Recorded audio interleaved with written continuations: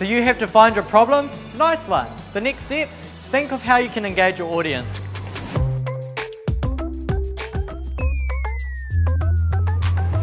Hi Rachel, can you give me an example of how you go about thinking about engaging with your audience? Sure, we'll go right back to the beginning. I think the first thing is it's really important to actually establish who exactly you're trying to target with your message, understanding what they do for fun, what they do in their spare time, whether they do it with friends or with family.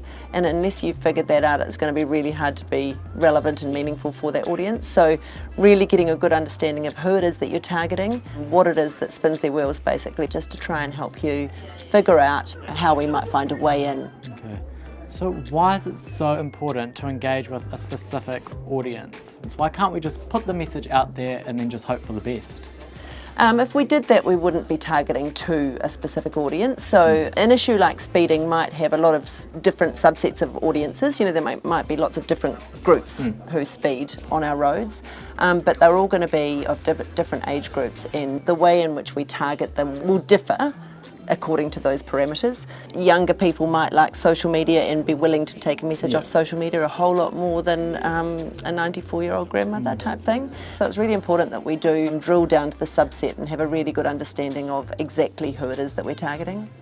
Do you have an example of how you have used audience engagement in a past project?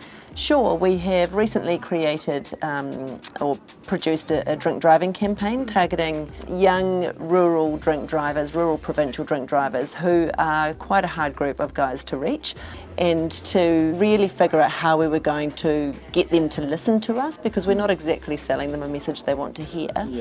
So we've got to be really clever and innovative in how we do that. And so we sat down with these guys and got a really good qualitative understanding of the things that they enjoyed doing with their spare time. And our whole brief was around focusing on kind of living for the things that you can do tomorrow and not driving drunk and ruining that tonight. So we focused on motocross and fishing and paintball shooting and just things that would grab their interest, so that they actually know we're talking to them. Cool. So when you were working on this project, how did knowing your audience help ensure that the project was a success? So by knowing your audience, you can get a really good understanding of what barriers they have to our message as well. Why aren't they buying what you're trying to sell them now? So why aren't they doing the behaviour that you're trying to encourage them to do?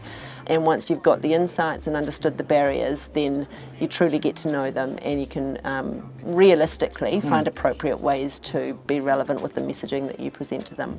So do you have any last words of advice?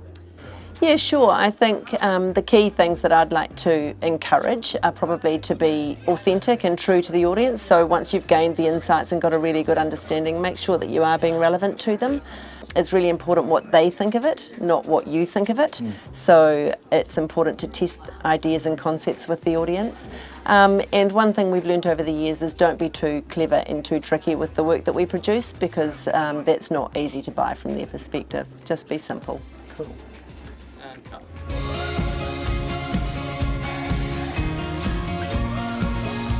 By now, you will have defined your specific problem. Your next task is to define exactly who you are going to talk to and how. To do that, you need to know them in detail. What do they do, how do they talk, and what's important to them. Also, don't forget to use your hard copy resource.